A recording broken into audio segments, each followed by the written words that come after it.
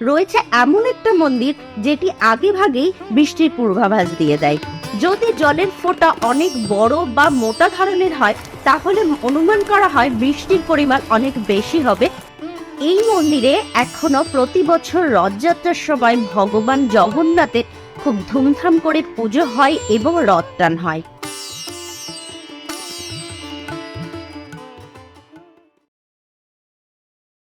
Hello viewers, আজকের এই টেকনোলজির যুগে যেখানে গুগলের ওয়েদার রিপোর্টও অনেক সময় ভুলভাল আসে, সেখানে আমরা আজকে জানাবো একটা অস্বাভাবিক ঘটনা।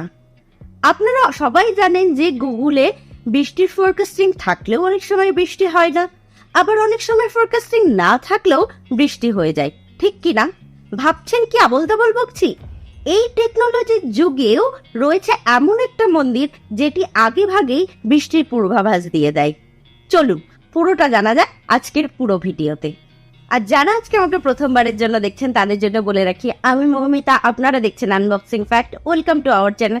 যারা এখনো আমাদের চ্যানেলটিকে সাবস্ক্রাইব করেনি তারা প্লিজ সাবস্ক্রাইব করে দেবেন আর পাশে থাকা বেল আইকনটি অলে প্রেস করে রাখবেন। আর যদি আপনি এই ভিডিওটি ফেসবুকে দেখে থাকেন তাহলে অবশ্যই আমাদের পেজটিকে ফলো করে রাখবেন। এবারে আসা যাক সেই রহস্যময় মন্দিরের ব্যাপারে। মন্দিরটি আর কোথাও নয়, আমাদের ভারতবর্ষে অবস্থিত কানপুর সিটি থেকে মাত্র 40 কিমি দূরে অবস্থিত ভিতরগাঁও নামে একটি শহরে। আর এই মন্দিরের আর্কিটেকচারটা অনেকটা স্তূপাকৃতির। এবারে আসি মন্দিরের মিস্ট্রির ব্যাপারে। বৃষ্টি আসার 6-7 দিন আগে থেকে মন্দিরের ছাদ থেকে জল পড়া শুরু হয়, আর এই জলের ফোঁটা দেখে বোঝা যায় যে বৃষ্টির পরিমাণ কতটা হতে পারে। যদি জলের ফোঁটা অনেক বড় বা মোটা ধরনের হয় তাহলে অনুমান করা হয় বৃষ্টির পরিমাণ অনেক বেশি হবে, এবং যদি ছোট হয় তাহলে ধারণা করা হয় যে বৃষ্টির পরিমাণ অনেক কম হতে পারে। মজার ব্যাপার হলো মন্দিরের ছাদে কিন্তু কোনো ফাটল দেখা যায় না।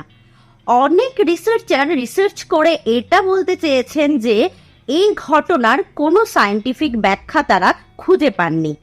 এই মন্দিরে এখনো প্রতি বছর রথযাত্রার সময় ভগবান জগন্নাথের খুব ধুমধাম করে পুজো হয় এবং রথ টান হয়। ওই দিন মন্দিরের সামনে কৃষকরা লাইন দিয়ে দাঁড়িয়ে প্রার্থনা করে যাতে ওই বছর ভালো বৃষ্টি হয়, এবং দেখে মন্দিরের ছাদের মাঝখানে একটি পাথরে জল জমতে শুরু করেছে, এবং এই জল জমার পরিমাণ দেখে তারা অনুমান করে নেয় যে সেই বছর কি পরিমাণ বৃষ্টি হতে পারে। গ্রামের প্রধান এটাও বলেন যে এটাকে কুসংস্কার ভাবুন বা বিশ্বাস, কিন্তু মন্দিরের ছাদে এই জল জমতে দেখার রীতিটি একটি অবিচ্ছেদ্য অঙ্গ হয়ে গেছে, এবং এই রীতি কৃষকদের ভাগ্য বদলে দিয়েছে।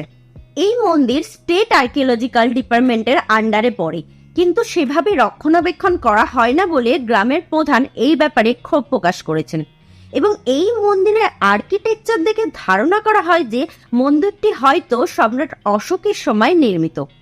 আজকের ভিডিও তাহলে এখানেই শেষ করছি। কেমন লাগলো আজকের ভিডিও অবশ্যই কমেন্টের মাধ্যমে জানাবেন। যদি আজকের ভিডিও আপনার সত্যিই ভালো লেগে থাকে তাহলে অবশ্যই লাইক আর শেয়ার করে দেবেন। আর যদি আপনি এতদূর পর্যন্ত ভিডিওটি দেখেছেন তাহলে অবশ্যই সাবস্ক্রাইব করে দেবেন আমাদের চ্যানেলটিকে। একটি সাবস্ক্রিপশন আপনার জন্য ফ্রি, কিন্তু আমাদের অনেক উৎসাহের কারণ। ভালো থাকবেন, সুস্থ থাকবেন, পাশে থাকবেন।